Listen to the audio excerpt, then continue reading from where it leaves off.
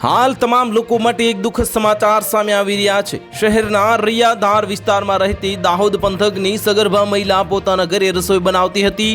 તે વેળાએ ઝેરી જનાવર કરડી જતા તેને સારવાર માટે સિવિલ હોસ્પિટલમાં ખસેડવામાં આવતા તેનું સારવાર દરમિયાન મોત નીપજતા પરિવારમાં શોકની લાગણી છવાઈ જવા પામી છે। રૈયાધાર સ્મશાન પાસે ઝૂંપડપટ્ટીમાં રહેતી શકીલા અશ્વિનભાઈ શંગાળા જે ઉંમર વર્ષ 20 નામની જે સગર્ભા આજે સવારે પોતાના ઝૂંપડામાં ચૂલા ઉપર રસોઈ બનાવતી હતી ત્યારે કોઈ ઝેરી જનાવર કરડી જતા ઝેરી અસર થવાથી તેને સારવાર માટે સિવિલ હોસ્પિટલમાં ખસેડવામાં આવી હતી। જો કે સારવાર જે કારગર ન નીવડતા હોસ્પિટલમાં બીછાને તેનું મોત નીપજ્યું હતું।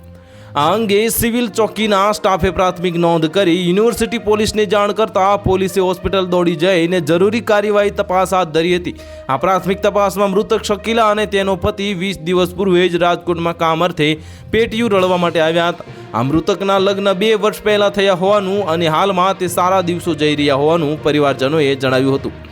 આ બનાવની જે શ્રમિક પરિવારમાં ગમગીની છવાઈ જવા પામી છે અને જો કે સારવાર કારગર ન નીવડતા હોસ્પિટલમાં બીછાને તેનું મોત નીપજ્યું હતું। આ અંગે સિવિલ ચોકીના સ્ટાફે પ્રાથમિક નોંધ કરીને યુનિવર્સિટી પોલીસને જાણ કરતા પોલીસે હોસ્પિટલે દોડી અને જઈ જરૂરી કાર્યવાહી હાથ તપાસ ધરતા જે પ્રાથમિક તપાસમાં મૃતક શકીલા અને તેનો પતિ 20 દિવસ પૂર્વે જ રાજકોટ કામ અર્થે પેટીયું રળવા માટે આવેલા હતા। તો હાલ માટે આટલું જ, મળીશું નવી અપડેટ સાથે। જો તમને અમારા વિડીયો પસંદ આવતા હોય તો વિડીયોને લાઇક કરી દેજો, ચેનલને સબસ્ક્રાઇબ કરી બાજુમાં આવેલા બેલ આઇકનને દબાવી દો જેથી તમને આવા સમાચારની અપડેટ મળતી રહે।